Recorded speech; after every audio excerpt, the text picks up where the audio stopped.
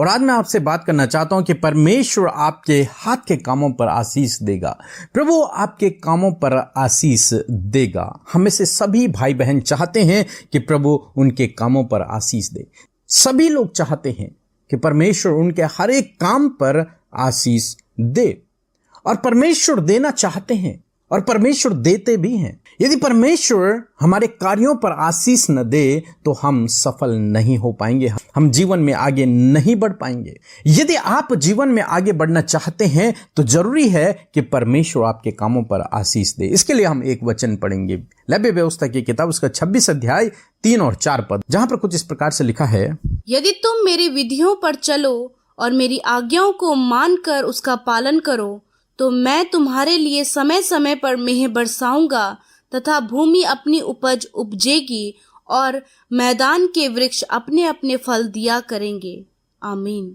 दोस्तों, यहां पर परमेश्वर का वचन कहता है कि यदि तुम मेरी विधियों पर और मेरी आज्ञाओं पर चलो, यदि तुम मेरी आज्ञाओं का पालन करोगे, यदि तुम उन्हें मानोगे और जो जो आज्ञाएं मैंने तुम्हें दी हैं उसके अनुसार यदि आप अपने जीवन को जियोगे, तब परमेश्वर आपसे, मुझसे, हम सबसे वादा करता है कि मैं तुम्हारे लिए समय समय पर मेंह को बरसाऊंगा, तुम्हारी भूमि अपनी उपज दिया करेगी और मैदान के वृक्ष फल दिया करेंगे।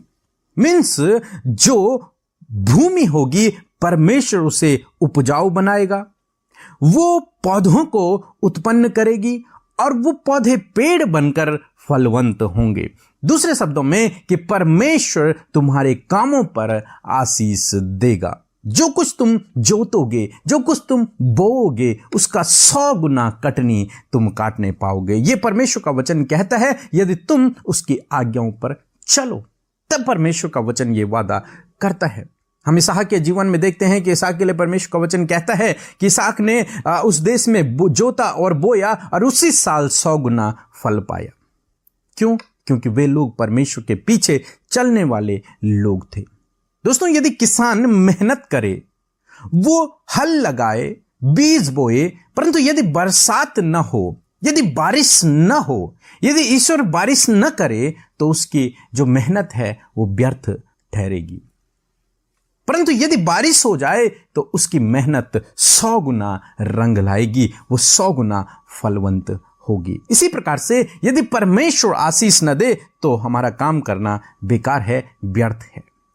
तो यदि हम चाहते हैं, यदि आप चाहते हैं कि परमेश्वर आपके हाथ के कामों पर आशीष दे, परमेश्वर आपके कामों पर आशीष दे, तो आप उसके आज्ञाओं के अनुसार चलें, उसकी विधियों के अनुसार चलें। जो आज्ञाएं प्रभु ने दी हैं उनको आप पूरा करें। और उसकी आज्ञा है कि अपने संपूर्ण मन से परमेश्वर से प्रेम रखना। बस केवल यही आज्ञा। तो अपने संपूर्ण मन से, संपूर्ण प्राण से, संपूर्ण हृदय से, संपूर्ण आत्मा से, संपूर्ण बुद्धि से परमेश्वर से और अपने पड़ोसी से प्रेम रखना। यदि आप इस आज्ञा को पूरा करते हैं तो परमेश्वर आपके हाथ के कामों पर आशीष देगा। सो प्रभु आपको आशीष दे। आमीन।